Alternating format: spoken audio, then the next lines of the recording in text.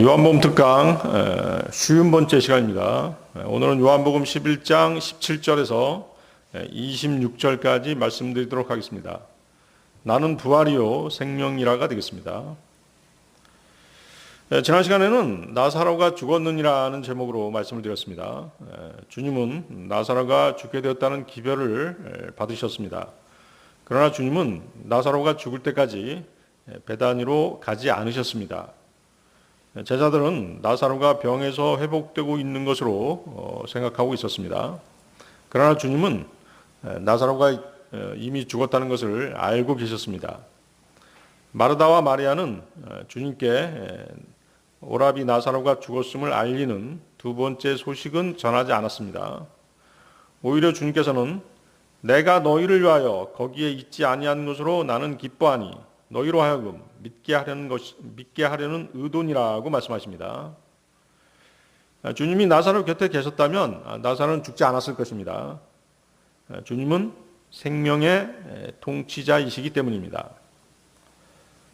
나사로의 죽음을 미리 아시고 계신 것으로 인해서 제자들은 그리스도께서 하나님의 아들이심을 확실하게 믿게 될 것입니다.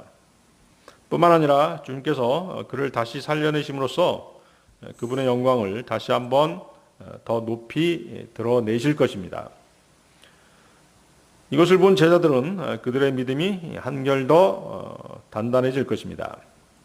자, 요한복음 11장 17, 18절 보십시오. 요한복음 11장 17, 18절. 그때 예수님께서 도착하시자 그가 무덤 안에 놓인 지 이미 나흘이 된 것을 그분께서 발견하셨더라. 이때 베다니는 예루살렘에서 가까워 약 15펄롱 떨어져 있었더라. 자, 나사로가 죽어서 무덤에 놓인 지 벌써 4일이 지났다라고 말씀하시죠. 그런데 이제 이 구절은 하나님의 경륜과 관련해서 뭔가 중요한 사실을 암시하고 있습니다. 성경에서 보통 하루는 천년으로 취급하죠. 그렇습니다. 베드로후서 3장 8절인데요. 그러나 사랑받는 자들아 죽게는 하루가 천년 같고 천년이 하루 같다는 이 한 가지에 관하여 무지하게 되지 말라. 자, 그러면 하루가 천년이면 4일은 4천년이 되겠죠? 자, 그러면 여러분들 4천년에 해당되는 기간이 언제부터 언제일까요? 인류 역사 4천년, 아담부터 예수님 오실 때까지죠. 그렇죠? 그때까지가 이제 4천년인 것이죠. 그래서 나사로가 죽은 지 4일, 나흘 동안, 즉 인류 역사 4천년 동안 인간은 어떻다? 죽음의 권세 아래서 하나님과 분리된 채로 살아왔다. 그것을 암시하고 있는 것이죠. 아담이 죄를 짓고 에덴에서 쫓겨난 뒤로 예수 그리스도께서 이 땅에 오시기까지 4천년이 걸렸던 것입니다. 그 말씀을 하신 것이에요. 그래서 나사로의 죽음 4일, 이것은 바로 인류 역사 4천년을 말씀하신 것이다. 나사로는 주님께서 사랑하시던 유대인이었습니다. 그러나 아담 이후로 죄 가운데 죽어있는 죄인이기는 나사로도 마찬가지였죠. 주님께서 이 땅에 오셨을 때는 이미 인류가 4천년 동안이나 무덤 속에 있은 뒤였던 것입니다. 거기 35절에 보면 그 밑에 35절 보십시오. 예수님께서 우셨더라고 말씀하시죠. 또 38절에서는 예수님께서 다시 속으로 신음하시며 무덤에서 오시니라고 말씀하십니다. 죽은 나사로를 살려내려고 오신 주님께서 우신 것이죠. 뭐 때문에 우셨을까요? 또 우셨고 또 뭐예요? 신음하셨다고 말씀하시잖아요. 고통 가운데 신음하신 것이죠. 이것은 죄 가운데 죽어있는 인류를 보시고 세상 사람들을 보시고 괴로워하셨기 때문에 우시고 신음하셨던 것이죠.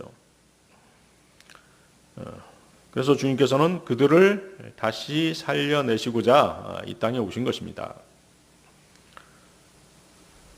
그 밑에 거기 이제 18절 보십시오. 18절은 이제 갑자기 그 베다니에서 예루살렘까지의 거리가 나와 있죠. 거기 약 15펄롱 떨어져 있다라고 얘기합니다. 1펄롱이 약 200m예요. 그러니까 15펄롱이면 어떻게 돼요? 15 곱하기 200 하면 3000m죠? 3000m면 3km 정도 되는 것이죠. 그래서 그 베다니에서 예루살렘까지 거리가 3km이기 때문에 그다지 멀지 않는 거리입니다. 그러니까 베다니에서 예루살렘 성전을 멀리 볼 수 있을 만큼 가까운 거리인 것이죠. 그래서 베다니가 이처럼 예루살렘에 가까운 거리에 있는 마을이었음을 밝히는 이유가 뭐냐면, 첫 번째는 뭐겠어요? 많은 유대인들, 예루살렘에 있는 많은 유대인들이 마리아와 마르다를 위로하려고 올 수 있었겠죠. 그렇죠? 그렇죠? 아무래도 대도시에는 많은 친인척들이 살잖아요. 두 번째는 주님께서 이곳 베다니에서 드러내시게 될 하나님의 영광에 대해서 예루살렘에 있는 종교 지도자들이 금방 그 소식을 듣게 될 것이에요. 그렇죠? 가까운 지역에 있기 때문에. 그러면 뭐예요?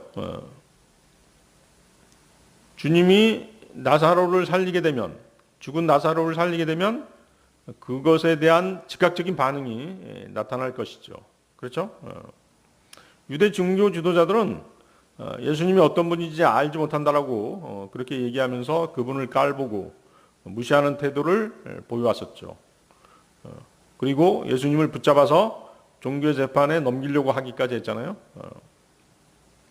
그러나 이제 나사로가 다시 살아나는 기적이 일어나게 되면 더 이상 예수 그리스도가 어떤 분인지 알지 못한다라고 그렇게 변명할 수 없게 될 것입니다.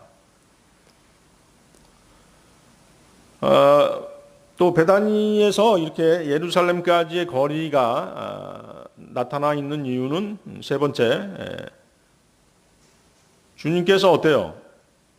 유대 종교 지도자들의 위험을 무릅쓰고 베다니에 오셨다라고 하는 것을 보여주기 위한 것이죠. 그렇죠? 유대 종교 지도자는 지금 예수님을 붙잡으려고 했잖아요. 그러고 있는 상황에서 예루살렘에서 베다니 사이의 거리가 가깝기 때문에 예수님은 그 위험을 무릅쓰고 이곳에 온 것이죠. 그리고 예수님께서는 그분의 마지막이자 가장 위대한 표적, 죽은 나사로를 살리는 그 기적을 행하심으로써 많은 목격자들이 보고 그분이 육신을 입고 오신 하나님이심을 믿게 될 것입니다. 또 유대인들은 그들이 기다리던 메시아임을 알게 될 것인 것이죠. 알게 될 것이라는 것이죠. 자, 19절 20절 하겠습니다. 요한복음 11장 19, 20절. 그리하여 유대인 중 많은 이들이 마르다와 마리아의 오라비에 관하여 그들을 위로하려고 그들에게 왔더라. 그때 마르다는 예수님께서 오신다는 것을 그녀가 듣자마자 가서 그분을 맞이하였더라.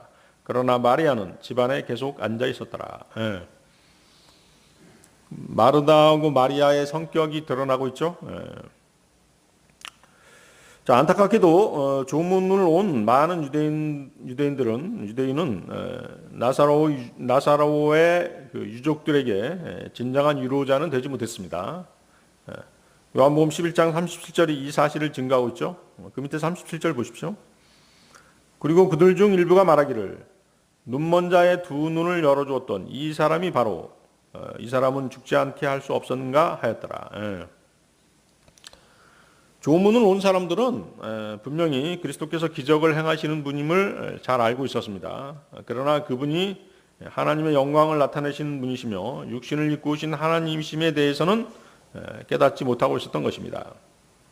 이 사람이라고 얘기하잖아요. 예수님을 뭐라고 얘기해요? 이 사람이 이렇게 얘기하죠. 이 사람이 바로 이 사람은 죽지 않게 할 수 없었는가? 나사로는 죽지 않게 할 수 없었는가? 이렇게 말하고 있잖아요. 그러니까 예수님을 뭐 예언자 정도 그렇게 알고 있었던 것이죠. 하나님이심은 알지 못하고 있었던 것이죠. 더욱이 그들은 주님께서 죽은 자를 살리실 수 있다는 것은 전혀 생각하지 못하고 있는 것이죠. 단지 나사로가 병들었을 때 그를 죽지 않게 할 수 없었는가라고 의문을 제기할 뿐입니다. 소경을 눈뜨게 했기 때문에 죽지 않게끔 할 수도 있지 않았을까 이렇게 생각하는 것이죠. 그렇기 때문에 이런 그들의 태도는 슬픔에 빠진 두 자매 마르다와 마리아를 진정으로 위로할 수는 없었을 것입니다. 믿지 않는 세상 죄인은 하나님의 자녀들에게 참 위로를 줄 수 없는 것입니다. 그렇죠? 하나님의 말씀이 없기 때문에 어떤 말로 위로를 하겠어요? 세상적인 어떤 동정심이랄지 인정으로는 위로할 수 있겠지만 그것이 진정한 위로는 되지 못하는 것이죠. 인간을 창조하신 하나님만이 깨어진 인간의 마음을 다시 맞추어서 온전케 하실 수 있으신 것입니다. 오직 하늘에서 오신 진정한 위로자만이 고통받는 영혼들에게 평안을 주실 수 있으신 것입니다. 예수님을 알지 못하는, 즉 구원받지 못한 자들은 다른 사람에게 위로와 평안의 유일한 근원이신 주 하나님에 대해서 가르쳐 줄 수 없는 것이죠. 그분을 통해서 진정한 위로가 나온다는 것을 알지 못하기 때문인 것입니다. 많은 유대인이 위로하려고 모여들게 된 것은 사실 주님께서 의도하신 바였습니다. 왜 그러셨을까요? 주님께서 베다니에 즉시 달려오지 않으신 이유 가운데 하나도 바로 이것이었죠. 죽은 지 나흘이나 되는 사람을 다시 살려내시는 기적을 어때요? 가능한 한 많은 사람들이 목격하도록 그렇게 의도하신 것입니다. 그렇게 하심으로써 예수 그리스도의 메시아 되심과 하나님의 아들 되심을 나타내고자 하신 것이죠. 그렇죠? 그래서 예수님이 하나님이시다, 예수님이 메시아이시다라고 하는 그 증거를 아무도 부정할 수 없게끔 하시려는 그런 의도를 가지고 계셨던 것입니다. 사역 초기에는 어때요? 주님이 자신의 신분을 감추려고 했던 때가 있었죠. 그렇지만 지금은 그렇지 않죠. 왜? 그분이 십자가에 달리실 날이 얼마 남지 않았거든요. 그렇기 때문에 그분 자신을 스스로 드러내시고 계신 것입니다. 자, 20절 다시 보십시오. 20절은 이제 두 자매의 성격을 알 수 있는 구절입니다. 예수님께서 아직 마을로 들어오시지도 않았음에도 불구하고 마르다는 주님을 맞으러 나가고 있습니다. 적극적이고 흥분하기 쉽고 분주하고 감정을 잘 드러내는 마르다는 예수님을 기다릴 수 없었던 것이죠. 그녀는 주님을 맞이하려고 곧장 달려 나왔습니다. 반면에 조용하고 온화하고 사색적이고 헌신적이며 온유한 마리아는 감정을 드러내지 않은 채 집에 앉아 있었던 것입니다. 거기 그렇게 말씀하고 계시죠? 마리아는 집안에 계속 앉아 있었더라. 자, 21절, 22절로 가겠습니다. 그때 마르다가 예수님께 이같이 말씀드렸더라. 주여, 만일 당신께서 여기에 계셨더라면 저의 오라비는 죽지 아니하였겠나이다. 그러나 지금이라도 당신께서 하나님께 무엇이든 구하시면 하나님께서 당신께 그것을 주실 줄 제가 아나이다. 자, 마르다는 주님을 원망하고 있는 건 아니죠. 그녀는 단지 안타까움을 나타내고 있을 뿐입니다. 그동안 억제하고 있었던 그녀의 마음속 슬픔을 주님께 쏟아놓고 있는 것이죠. 마르다의 이 말은 두 자매에게 나사로가 무덤에 안치된 고통스러웠던 그 4일 동안 그녀들을 사로잡고 있던 생각이 무엇이었는지를 잘 보여주고 있습니다. 마르다의 이 말 속에는 안타깝게도 육신적인 것과 영적인 것, 즉 믿음과 안타까움이 뒤섞여 있는 것입니다. 마르다는 주님을 믿었지만 그분의 능력을 제한시켜서 생각하고 있죠. 그렇죠? 잘 보세요. 주님께서는 나사로를 살릴 수 있어요. 그런데도 지금 마리아는 뭐라고 얘기하고 있어요? 당신께서 여기 계셨더라면 저희 아버지는 죽지 아니하였겠나이다. 이렇게 얘기하고 있죠. 그러면서 지금이라도 당신께서 하나님께 무엇이든 구하시면 하나님께서 당신께 그것을 주실 줄 제가 아나이다. 그렇게 얘기하고 있어요. 그러니까 뭘 생각하지 못하고 있는 것이에요.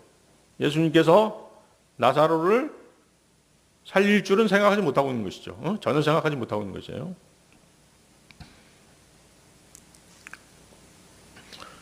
단지 이제 그 오라비의 병이, 나사로의 병이 깊어졌을지라도 주님께서 계셨더라면 그가 죽지 않았을 것이라고 그렇게 말하고 있는 것입니다. 그녀의 말은 절대적으로 옳았죠. 그렇죠? 왜? 주 예수 그리스도께서는 생명의 통치자시기 때문에 그분이 계신 곳에는 죽음이 있을 수가 없죠. 그러나 그녀는 나사로가 죽은 바로 그때에도 주님께서 그를 살리실 수 있다는 것은 전혀 생각하지 못하고 있는 것입니다. 그래서 다시 보세요. 지금이라도 당신께서 하나님께 무엇이든 구하시면 하나님께서 당신께 그것을 주실 줄 제가 아나이다. 자, 마르다의 이 말은 주님께서 하실 뜻만 있으시면 무엇이든지 하실 수 있다고 믿나이다. 이런 뜻이죠. 그러니까 주님께서 하시는 모든 일이 하나님께서 하시는 일인 줄 믿나이다라는 그런 의미를 지니고 있는 것입니다. 마르다의 이 말은 오라비 나사로는 죽었지만 주 예수 그리스도에 대한 믿음에는 변함이 없음을 그렇게 표현하고 있는 것입니다. 그래서 그 마르다의 심정을 한번 정리해 보면 지금 마르다는 주님에 대한 제한된 믿음과 슬픔 이 두 가지를 가지고 있는 것이죠. 자, 마르다는 나사로를 잃었습니다. 오라비 나사로를 잃었죠. 그래서 21절에서 그녀는 주여 만일 당신께서 여기에 계셨더라면 저의 오라비는 죽지 아니하였겠나이다라고 말했습니다. 그러니까 이 말은 슬픔과 더불어서 약간의 뭐예요? 주님의 능력에 대한 어떤 뭐예요? 실망감. 실망감이 조금은 묻어나오는 그런 말이었죠. 왜 주님께서 안 오셔서 오라비를 죽게 만드셨습니까? 라고 하는 원망이 들어있는 그런 말인 것입니다. 그러니까 그녀는 마르다는 예수님께서 나사로의 죽음을 막으실 수 있다라고 그렇게 믿고 있었던 것이죠. 그러니까 그녀는 어때요? 마르다는 예수님에 대한 믿음은 저버리고 있지 않았던 것이죠. 하지만 뭐예요?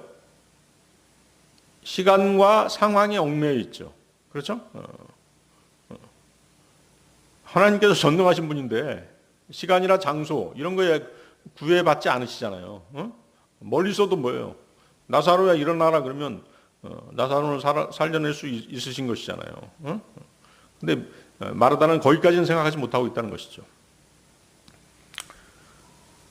마르다는 슬픔에 휩싸여 있음에도 불구하고 그녀는 22절에서 그녀의 소망을 표현하죠. 22절 보세요. 다시 22절 보십시오. 지금이라도 당신께서 하나님께 무엇이든 구하시면 하나님께서 당신께 그것을 주실 줄 제가 아나이다. 그러니까 이 말이 뭐예요? 이 표현이 그녀의 믿음이 완전히 무너지지 않았다는 것이죠. 그녀는 예수님께서 여전히 능력을 가지고 계시다는 가능성만은 붙잡고 있는 것입니다.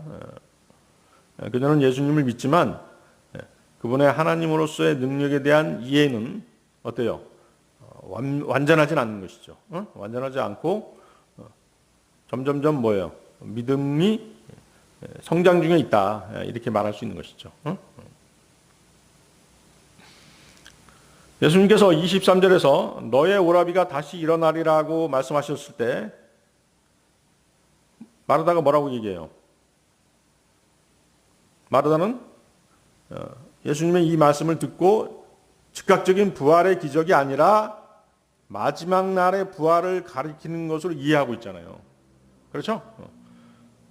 예수님께서는 내가 즉각적으로 나사로를 살릴 수 있다라고 말씀하신 건데 마르다는 예, 마지막 날 오라비가 살아날 것입니다. 부활할 것입니다. 이렇게 믿고 있는 것이잖아요.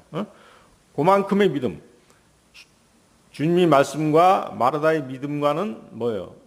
갭이 있죠? 갭이 있습니다. 그래서 마르다의 믿음의 상태를 알 수 있는 것이죠. 거기 24절 보세요.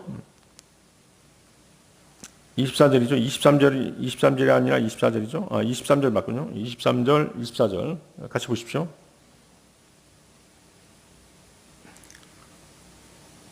(23절에서는) 이제 예수님께서 너의 오라비가 다시 일어나리라고 하고 말씀하시죠. 거기 24절 보세요. 마르다가 그분께 말씀드리기를 마지막 날의 부활로서 그가 다시 일어날 것을 제가 아나이다. 그렇죠? 그러니까 주님의 능력에 대해서는 완전한 믿음으로 화답하고 있지는 않다. 이렇게 봐야 되는 것이죠. 그래서 마르다의 믿음은 구약적인 유대인의 전통적인 믿음이죠. 그렇죠? 그러니까 그녀는 마르다는 예수님의 하나님 되심과 그분의 능력을 아직 완전히 알지 못하고 있는 상태인 것이에요. 자, 한편 그 32절의 마리아의 그 대답, 마리아의 말은 마르다와 비슷하면서도 조금은 다른 감정을 보여줍니다. 믿음의 상태는 마르다하고 이제 거의 비슷한데 감정은 좀 다르죠. 왜? 성격이 다르기 때문에. 거기 32절 한번 보세요. 그때 마리아가 예수님께서 계신 곳으로 와서 그분을 뵙자 그녀는 그분의 두 발 앞에 엎드리며 그분께 말씀드리기를 주여 만일 당신께서 여기에 계셨더라면 저의 오라비는 죽지 아니하였겠나이다 하였더라. 그렇죠? 뒷부분의 말은 어때요? 마르다의 말과 똑같죠? 그렇지만 이제 슬픔은 마리아의 슬픔은 더욱 격정적이고 깊었던 것이죠. 그녀는 예수님의 발치에 두 발 앞에 엎드려 울면서 오라비의 죽음에 대한 슬픔을 나타내고 있습니다. 그러면서 동시에 예수님에 대한 순종을 나타내 보이고 있는 것이죠. 그렇죠? 마르다의 태도와 마리아의 태도가 조금 다르잖아요. 마르다는 그냥 예수님을 영접하라고 나왔지만 마리아는 두 발 앞에 엎드려서 울면서 말씀을 드리고 있는 것이죠. 자, 마르다처럼 마리아도 예수님이 나사로를 구할 수 있었다라고 믿었습니다. 하지만 그녀의 말과 태도에서 보여주는 것은 그녀의 고통이 믿음을 압도하고 있는 것이죠. 그런 상태에 있는 것입니다. 이렇듯 두 자매의 마음은 슬픔, 믿음, 오해, 안타까움, 또 주님에 대한 경외심이 뒤섞여 있는 복잡한 그런 심정이었던 것입니다. 그녀들은 예수님을 믿지만 아직 그분의 능력이 얼마나 큰지 완전히 깨닫지 못하고 있습니다. 그녀들은 주님과의 관계를 신뢰하지만 주님을 극복할 수 없다는 사실에 고통스러워하고 있는 것이죠. 주님께서는 죽음에서 해방시켜 주시는 분이잖아요. 생명을 주시는 분이시잖아요. 거기까지는 생각 못하고 있다는 것이죠. 그녀들의 믿음은 진실하지만 육신적인 한계를 극복하지 못하고 있는 그런 모습을 보여주고 있는 것입니다. 자, 23절, 24절 다시 보겠습니다. 23절, 24절로 가겠습니다. 예수님께서 그녀에게 말씀하시기를 너의 오라비가 다시 일어나리라 하시니라. 마르다가 그분께 말씀드리기를 마지막 날에 부활로서 그가 다시 일어날 것을 제가 아나이다 하니라. 자, 이 구절을 통해서 마르다와 마리아가 예수 그리스도께서 하나님이심을 알고 믿었는지에 대한 그 여부를 한번 우리가 따져볼 필요가 있죠. 자, 여러분들은 어떻게 생각하세요? 마르다와 마리아는 지금 예수님이 하나님이시다는 것을 믿고 있다고 어떻게 그렇게 여겨지시나요? 네. 자, 마르다는 예수님과 하나님의 특별한 관계를 인정하고 있는 것은 분명합니다. 22절 다시 보세요. 지금이라도 당신께서 하나님께 무엇이든 구하시면 하나님께서 당신께 그것을 주실 줄 제가 아나이다라고 마리아가 말하고 있죠. 그녀는 예수님이 하나님께 중재하실 수 있는 능력이 있다고 믿고 있는 것입니다. 그러나 그녀는 예수님과 주 하나님을 구별해서 얘기하고 있는 것이죠. 예수님이 하나님이다. 예수님 이꼬르 하나님 이렇게 생각하고 있지는 않은 것이에요. 아시겠죠? 그러니까 이 시점까지도 그녀는 아직 예수 그리스도께서 하나님이심을 온전히 믿음과 부합해서 그렇게 생각하고 있지는 않았다는 것이죠. 긴가민가 하는 그런 마음이 있었던 것이죠. 그러나 27절 보십시오. 27절을 보면 그녀는 예수님을 유대인의 관점에서 메시아로 인정하고 있죠. 그렇죠? 27절 읽어보겠습니다.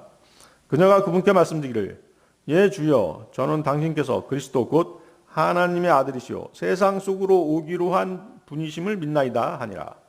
세상 속으로 오기로 한 분, 바로 그분이 뭐예요? 유대인들이 기다리고 있는 메시아잖아요. 그래서 마리다는 예수님을 구약 성경에 예언된 그리스도 즉 메시아로 확실하게 고백하고 있는 것입니다. 또한 그녀는 예수님을 뭐라고 불렀어요?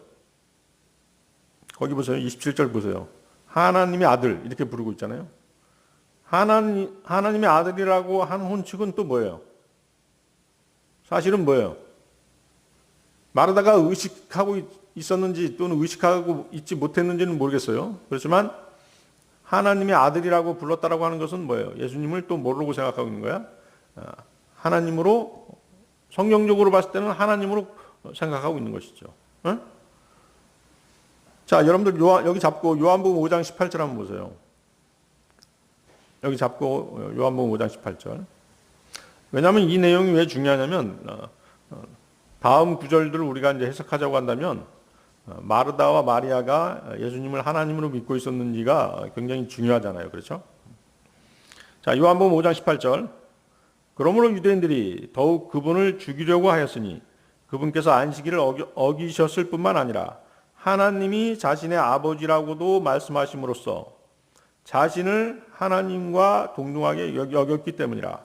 자, 하나님이 자신의 아버지라 그러면 뭐예요? 예수님이 누구라는 것이에요? 하나님의 아들이라는 것이잖아요. 그렇죠? 하나님이 자신의 아버지라고도 말씀하심으로써 자신을 하나님과 동등하게 하셨기 때문이라. 그렇죠? 하나님의 아들이면 예수님 어떤 신분이시다? 하나님이시다는 것이잖아요. 그렇죠? 성경 내용은 그 내용이에요. 그 말씀을 하신 것이에요. 자, 예수님은 자신이 세상에 오실 분이라고 말씀하셨습니다. 그 얘기는 장차 유대 땅에 오실 메시아에 대한 예언의 성취인 것이죠. 이사야서 7장 14절입니다. 그러므로 주께서 친히 너희에게 표적을 주시리라. 보라, 한 처녀가 잉태하여 한 아들을 낳으리니 그의 이름이 임마누엘이라 불리리라. 자, 임마누엘 뜻이 무엇이죠? 우리와 함께 하시는 하나님, 이런 뜻이죠. 미카서 5장 2절인데요. 그러나 너 베들레헴 에프라타야, 너는 유다의 수천 가운데서 작을지라도 실로 너에게서 이스라엘 가운데서 통치자가 될 자가 나에게 나아오리라. 그의 나아감들은 옛적부터 곧 영원부터 있어 왔느니라. 자, 그래서 지금까지의 이런 여러 정황을 또 여러 구절들을 살펴본 바에 따르면 결국 마르다의 고백은 예수님이 하나님이심에 대한 고백이라고 볼 수 있는 것이죠.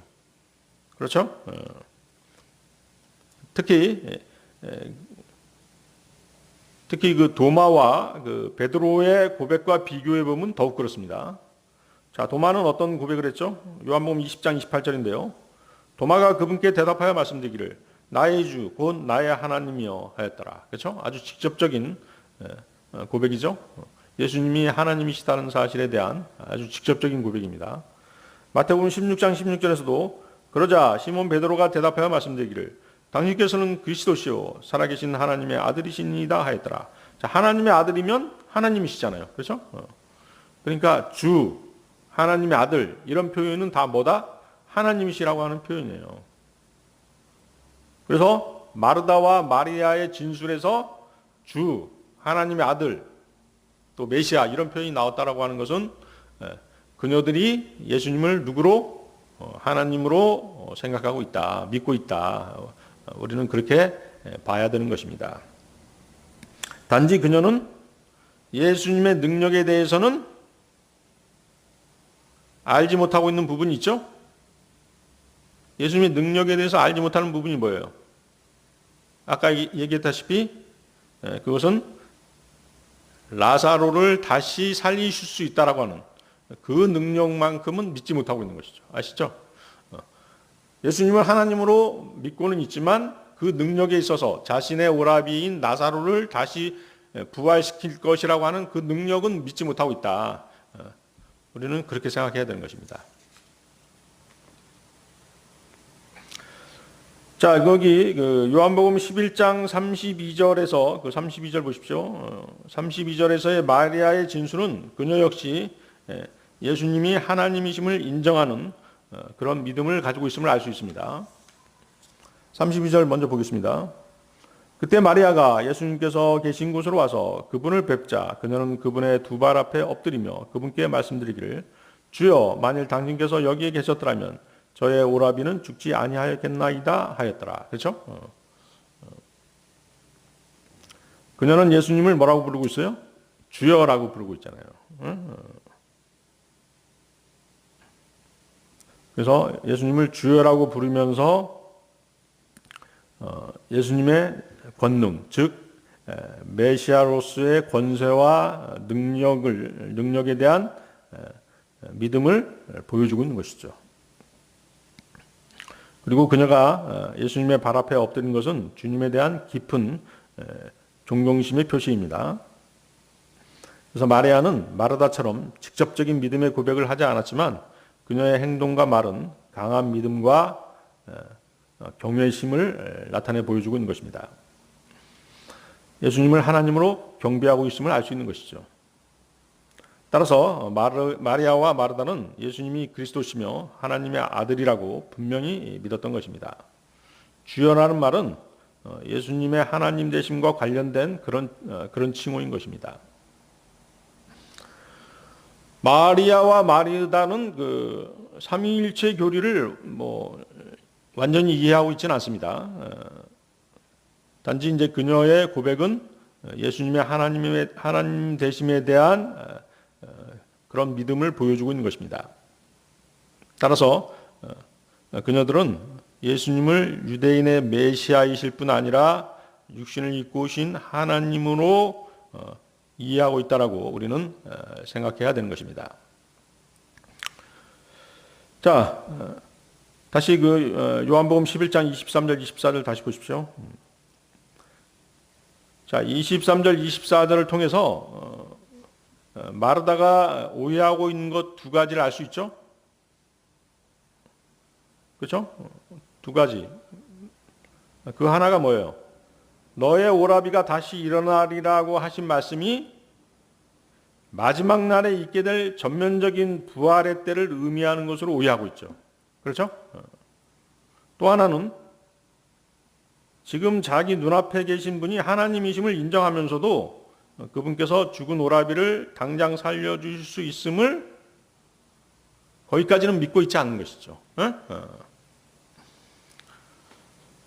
마르다는 마지막 날에 있게 될 한 번의 전면적인 심판과 한 번의 총체적인 부활에 대해서는 알고 있습니다. 그렇지만 부활에 대한 전반적인 지식은 알지 못하고 있는 것이죠. 그녀는 아직도 구약 성경을 바탕으로 한 유대교의 영향에서 벗어나지 못하고 있음을 보여주고 있는 것입니다. 그녀는 다른 유대인들처럼 행위에 의한 구원을 아직까지도 믿고 있었던 것입니다. 그렇죠? 구약 유대인들은 행위로 구원을 받잖아요. 율법을 지킴으로써 구원을 받는 것이잖아요. 요한복음 5장 29절이죠? 여러분들 요한복음 5장 29절 한번 보세요.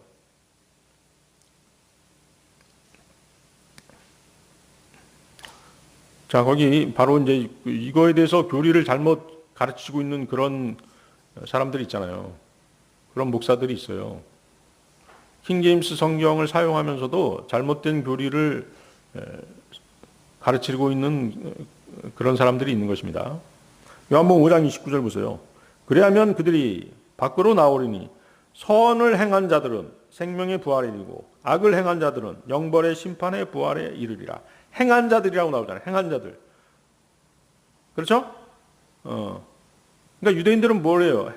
행위에 의해서 구원을 받는 거예요. 응? 그런데 어때요? 잘못 얘기하는 사람도 있잖아요. 뭐 구약 시대든 신약 시대든 모두 믿음으로 구원받는다. 이렇게 얘기하는 것은 잘못된 믿음이라, 잘못된 교리라는 것이죠. 응? 선을 행한 자들은 생명의 부활에 이르고 악을 행한 자들은 영벌의 심판의 부활에 이르리라고 말씀하시잖아요. 그러니까 유대인들의 구원은 뭐다? 행위라는 것이죠. 마리아와 마르다도 행위에 의한 구원을 믿고 있는 것이에요. 자, 마르다는 사마리아 우물가의 여인처럼 은혜를 베푸시는 분이 바로 눈앞에 계심을 깨닫지 못하고 있는 것이죠. 그 은혜는 나사로를 살릴 수 있는 은혜죠. 생명을 주실 수 있는 은혜를 말하고 있는 것입니다. 자, 마르다하고 사마리아 우물가의 여인을 한번 비교해 보자면 어때요? 뭐 비교해 보는 게 아니라 두 여인의 생각이 비슷하죠?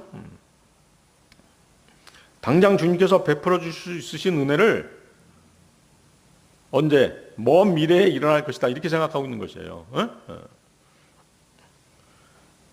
예수님께서 그 요한복음 4장 23절에서 사마리아 여자에게 뭐라고 말씀하세요? 그러나 참된 경배자들이 영과 진리 안에서 아버지께 경배할 때인 그 시각이 오나니 곧 지금이라.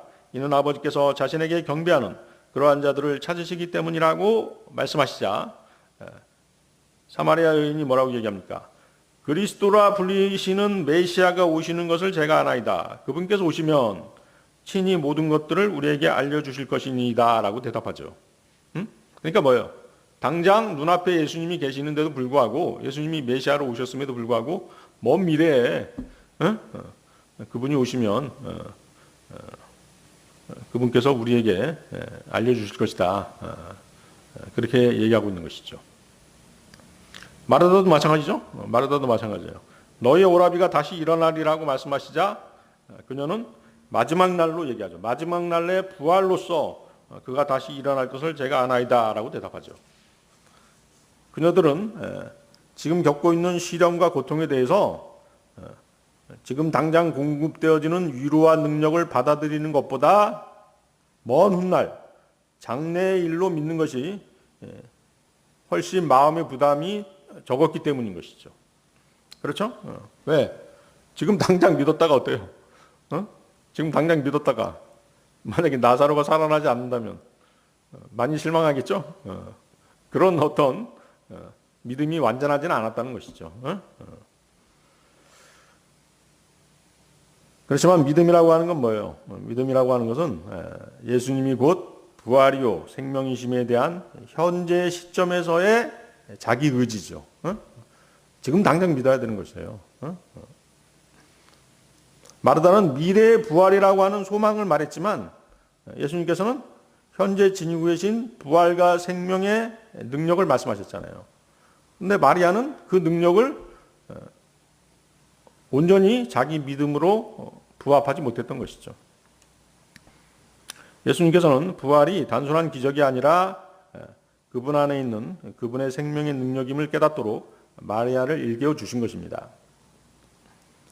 현재의 위로는 예수님께서 지금도 행동하실 수 있다는, 행하실 수 있다라고 하는 믿음, 즉 치유시키시고 회복시키시고 심지어 죽은 자를 살리실 수 있다는 것을 깨달을 때 찾아오는 것입니다. 그렇죠? 우리가 기도한다면 어떻게 해요? 우리가 기도한다면 내가 소망했던 것을 하나님께서 응답해 주실 것이다라고 하는 그 믿음, 그렇죠? 그 믿음이 뭐예요? 바로 현재 시점에서의 자신의 의지잖아요.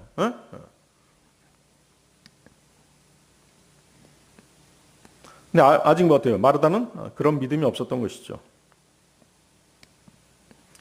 마르다는 마지막 날에 일반적인 부활이 있을 것이라는 정통 유대교의 그 믿음만을 가지고 있었던 것입니다. 마지막 날의 소망도 중요하고 진실합니다. 하지만 그것이 단지 미래에만 초점을 맞춘다면 그리스도와의 친밀한 교제에서 멀어질 수 있는 것이죠. 소망이라고 하는 것은 하나님의 최후의 승리를 기대하는 것입니다.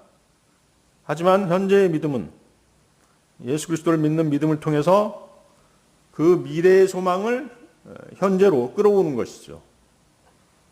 자, 현재의 믿음은 지금의 우리를 주님의 능력과 연결시켜 주는 것입니다. 반면 소망은 하나님의 약속이 충만해질 때까지 우리를 지탱해 주는 지렛대 역할을 하는 것입니다. 다른 세상 사람들처럼 마르다는 처음에는 예수님에 대한 믿음보다는 눈에 보이는 사실적인 지식에 의지했었습니다. 예수님은 그녀가 알고 있는 그 사실적인 지식에서 경험적인 믿음으로 나아가도록 그렇게 권하고 계신 것이죠. 소망이라고 하는 것은 현재의 고통을 넘어서 장래에 일어날 일들에 더 큰 의미를 부여하는 것입니다. 때문에 소망은 개인이 겪는 고통, 상실 그리고 죽음을 견뎌낼 수 있도록 도와주는 것입니다. 하지만 현재에 대한 믿음이 없는 희망만으로는 실체가 없는 공허한 믿음이 될 수 있는 것이에요. 즉각적인 확신이 없는 일종의 수동적인 기다림이 될 수 있는 것이죠. 누군가가 하나님이 지금 가까이 계신다라고 하는 확신이 없이 언젠가는 상황이 나아질 거야 라고 말한다고 한다면 마음은 편해질지 몰라도 현실은 괴로울 수밖에 없는 것입니다. 현재에 대한 믿음은 즉각적인 위로를 경험함으로써 평안을 가져다 주는 것입니다. 미래에 대한 소망은 결국 회복될 것이라는 확신을 통해서 동기부여의 힘을 가져다 준다는 점에서 현재의 믿음과는 차이점이 있는 것입니다. 자, 마르다는 지금 미래의 소망에 매달리고 있는 것이죠. 하지만 예수님은 그녀의 마음을 현재의 믿음으로 돌이켜 주시는 것입니다. 이는 예수님께서 단지 다가올 시대뿐만 아니라 지금 이 순간에 부활이시자 생명이심을 보여주시는 것입니다. 주님이 주시는 위로와 평안은 미래의 사건에 대한 믿음뿐 아니라 지금 이 순간에도 언제든지 우리를 도우신다라고 하는 강한 믿음에서 온다는 것을 우리는 알아야 되는 것입니다. 자, 요한복음 11장 25절로 가겠습니다. 요한복음 11장 25절. 예수님께서 그녀에게 이같이 말씀하셨느니라. 나는 부활이요 생명이라. 나를 믿는 자는 비록 그가 죽었을지라도 그가 살리라. 자, 주님은 사마리아 우물가에서 만난 여인뿐 아니라 마르다에게도 먼 장래가 아닌 바로 지금을 바라보게 하십니다. 그리고 그녀들의 시선을 주님께로 향하게 하십니다. 우리가 가장 주의를 기울여야 할 것은 미래의 사건들이 아니라 우리와 항상 함께 계시는 주님의 임재입니다. 우리가 그리스도와 함께 막힘없이 동행하는 삶을 사는 동안 우리는 그분으로부터 능력과 축복과 위로를 공급받는 것입니다. 주님께서는 마르다를 오라비 나사로의 죽음에 대한 슬픔의 구렁텅이에서 이끌어내 주시려고 그렇게 이런 말씀을 하신 것이죠. 그녀로 하여금 주님을 더욱 완전하게 믿게 하시려고 이 말씀을 하신 것입니다. 주님은 또한 죽은 나사로에 대한 죽은 나사로만 생각하는 그녀를 일깨우셔서 생명을 주시는 그분 주 예수님만을 절대적으로 의지하게 하시는 것입니다. 주님께서는 그녀로 하여금 먼 훗날 일어날 일반적인 부활에 대한 생각에서 벗어나 지금 이 순간에도 부활이요 생명이신 그분을 신뢰하게 하시는 것이죠. 나는 부활이요 생명이라. 자, 주님께서는 여기에서 마르다에게 모든 능력이 그분 안에 있음을 알게 하시는 것입니다. 그녀는 곧 나사로의 부활로 인해서 주님의 능력이 나타나는 것을 목격하게 될 것입니다. 주님은 그녀로 하여금 주님이 본래 어떤 분이신지만큼은 꼭 알게 되기를 바라셨던 것이죠. 그리스도께서는 우리에게 생명이 앞서 먼저 부활이 되십니다. 자, 생명과 부활, 무엇이 먼저요? 부활이 먼저죠. 부활이요 생명이요. 그렇게 말씀하시죠? 세상 모든 죄인은 죄와 허물 가운데 죽어 있습니다. 그렇죠? 즉 무덤 속에 하나님과 떨어져서 죽어 있는 것이죠. 구원받지 못한 사람들은 다 죽어 있는 시체와 같은 것이에요. 그 죽은 자에게 가장 필요한 것은 그를 사망의 장소에서 옮겨주는 것이죠. 생명으로 옮겨주시는 것이죠. 그렇죠? 마귀의 왕국에서 하나님의 아들의 왕국으로 옮기는 것이잖아요. 그렇죠? 그것이 바로 사망에서 생명으로 옮기는 것이잖아요. 그 일은 언제 일어나는 것이에요? 그 사람이 구원받을 때, 그가 거듭날 때 일어나는 일이잖아요.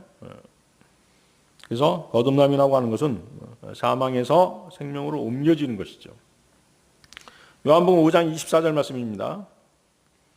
진실로 진실로 내가 너희에게 말하노니 나의 말을 듣고 나를 보내신 분을 믿는 자는 영원한 생명이 있으며 정죄에 들어가지 아니하고 오히려 사망에서 생명으로 넘겨지느니라. 그래서 거듭난 사람은 부활의 땅으로 옮겨지는 것입니다. 이와 같이 사망의 자리를 떠나 부활의 생명을 받는다는 이 개념은 요한복음 5장 25절 말씀으로 뒷받침이 되죠. 요한복음 5장 25절. 진실로 진실로 내가 너희에게 이르노니 그 시각이 오나니 지금이라 곧 죽은 자들이 하나님의 아들의 목소리를 들을 때라. 그런즉 듣는 자들은 살리라. 예수님의 진리의 말씀을 듣는 자들은 살아나는 것입니다. 사람들이 듣는 것을 거부하기 때문인 것이죠. 구약시대 성도들은 부활이요 생명이신 분께서 이 지상에 오셨을 때, 이 땅에 오셨을 때 모두 무덤 속에 있었습니다. 모두 죽어 있었죠. 그러므로 그들은 훗날 부활함으로써 부활의 능력 안에서 그리스도를 알게 될 것입니다.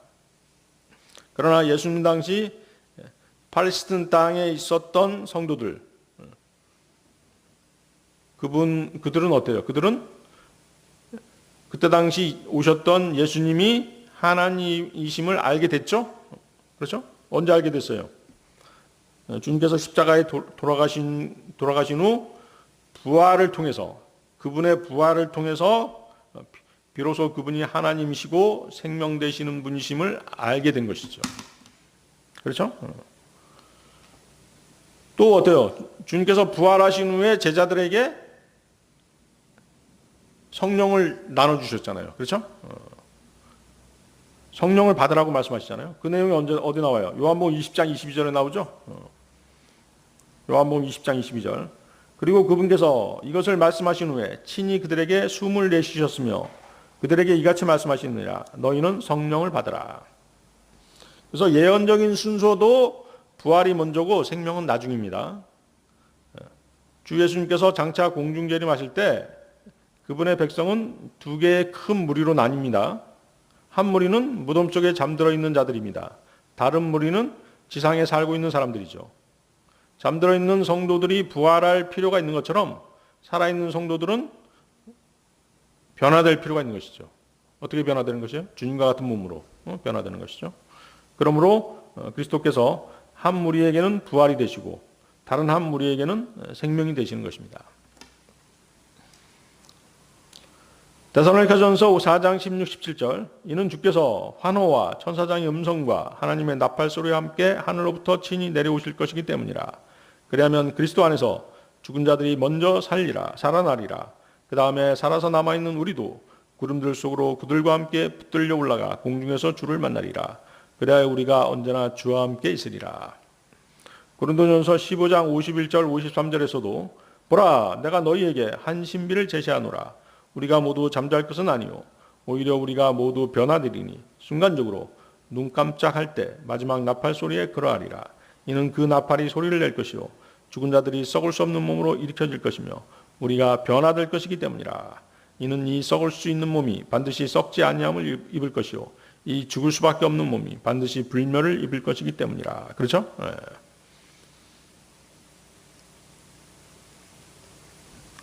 그래서 부활과 생명, 부활이 먼저였다는 거.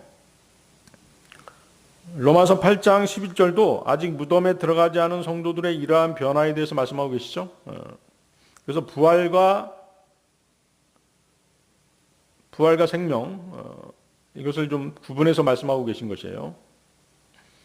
로마서 8장 11절인데요. 그러나 예수님을 죽은 자들로부터 일으키신 분의 영께서 너희 안에 거하신다면 그리스도를 죽은 자들로부터 일으키신 분께서는 너희의 죽을 수밖에 없는 몸까지도 너희 안에 거하시는 그분의 영을 통하여 되살아나게 하시리라.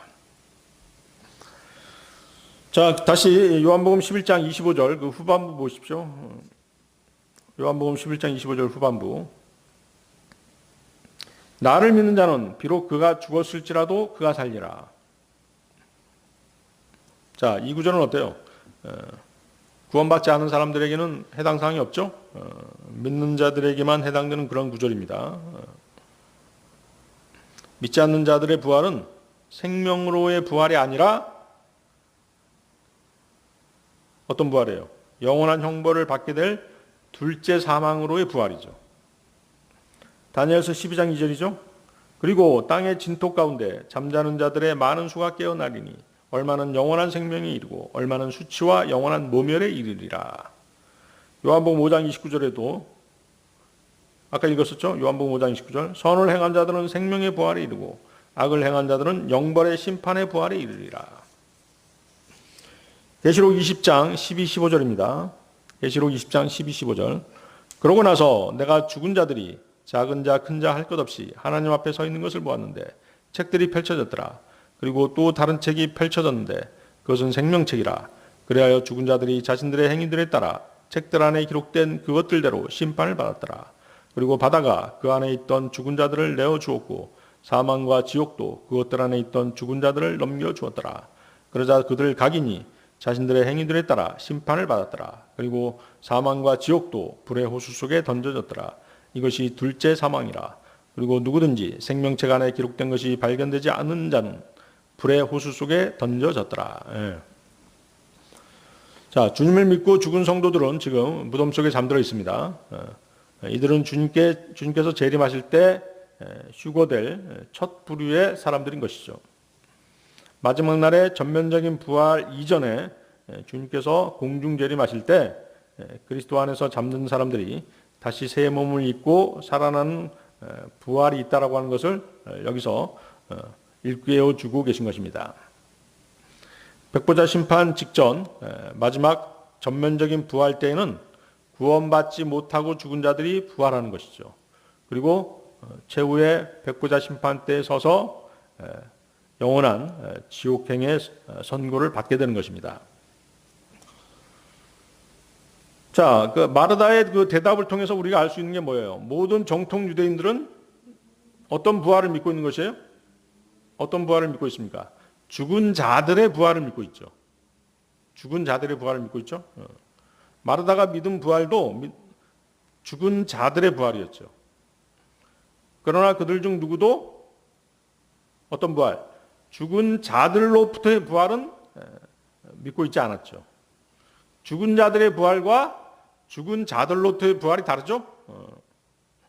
죽은 자들의 부활은 인류의 전면적인 부활입니다. 그러나 죽은 자들로부터의 부활은 구원받은 성도들의 부활인 것이에요. 아시겠죠? 자, 여러분들 여기 잡고 사도행전 4장 1절에서 3절 한번 보세요. 사도행전 4장 1절에서 3절.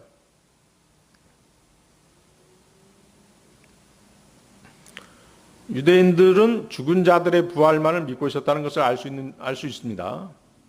자, 사도행전 4장 1절에서 3절. 그런데 그들이 백성에게 전하는 동안 제사장들과 성전의 대장과 사두개파 사람들이 그들에게 왔더라. 사도들이 백성을 가르치고 예수님을 통하여 죽은 자들로부터의 부활을 선포한 것에 놓아요. 자, 거기다 밑줄 치면 되겠죠? 죽은 자들로부터의 부활을 선포한 것에 놓아요. 그들이 사도들에게 손을 대었으며 다음 날까지 그들을 가두어 두었으니 이때가 저녁 무렵이었기 때문이라. 사도들이 죽은 자들로부터의 부활을 선포한 것에 노했다는 것이죠. 왜? 그들은 죽은 자들로부터의 부활을 믿는 것이 아니라 무엇을 믿고 있었던 것이에요? 죽은 자들의 부활만 믿고 있었기 때문인 것이죠. 자, 요한복음 11장 26절로 가겠습니다. 요한복음 11장 26절. 그리고 누구든지 살아서 나를 믿는 자는 결코 죽지 아니하리라. 너는 이것을 믿느냐? 예. 자, 앞 구절의 그 마지막 부분에서 주님은 육체적 부활, 즉 육체적 생명을 언급하셨습니다. 여기에서는 궁극적인 죽음에 대해서 말씀하시죠. 계시록 20장 6절인데요. 첫째 부활에 참여하는 자는 복되고 거룩하도다. 둘째 사망이 그러한 자들을 다스릴 권능이 없고 오히려 그들이 하나님의 제사장들과 그리스도의 제사장들이 될 것이요 그분과 함께 천년 동안 통치할 것이라. 자, 예수님께서는 잠든 성도들에 관해서 그들이 살리라고 말씀하셨습니다. 그러나 여기에서는 살아있는 성도들에 대해서 그들이 결코 죽지 아니하리라고 말씀하시죠. 죽어있는 성도들은 부활할 것이고 살아있는 성도들은 죽지 않고 계속 살 것이다 라고 말씀하시는 것이에요. 자, 요한복음 8장 51절에서도 같은 말씀을 하셨습니다. 요한복음 8장 51절 다시 보십시오. 요한복음 8장 51절. 진실로 진실로 내가 너희에게 말하노니 만일 사람이 내가 말한 것을 지킨다면 그는 죽음을 결코 보지 아니하리라. 예수 그리스도를 믿는 사람들이 죽지 않고 주님의 재림을 맞이하게 되면 아예 죽음을 맛볼 기회조차도 없다라고 하는 것이죠. 그렇죠? 주님께서 다시 오실 때 휴거돼서 영원히 살게 될 사람들인 것입니다. 그래서 사도 바울은 고린도전서 15장 55절에서 뭐라고 얘기했습니까? 오 사망아, 너의 쏘는 침이 어디 있느냐? 오 음부야, 너의 승리가 어디 있느냐고 말했던 것이죠. 주님께서 다시 오실 때 살아남아 있는 그리스도인들은 사망을 경험할 수 없는 것이죠. 무덤 속에 잠들어 있는 성도들도 죽음에서 깨어나서 다시 살아남으로써 무덤에 그대로 갇혀 있지 않게 되는 것입니다. 자, 예수 그리스도께서는 지금 마리다에게 마지막 부활 이전에 휴거가 있을 것이라고 말씀하신 것이에요. 이 휴거 때에는 죽은 성도들이 부활하고 또 살아있는 성도들은 다 함께 산채로 휴거될 것임을 말씀하신 것입니다. 자, 마르다는 이제 곧 나는 부활이요 생명이라고 말씀하신 예수 그리스도께서 자신의 오라비에게 행하시게 될 놀라운 부활의 기적을 목격하게 될 것입니다. 그렇죠? 다음 시간에 그 얘기를 하게 될 것입니다. 자, 오늘 여기까지 하겠습니다.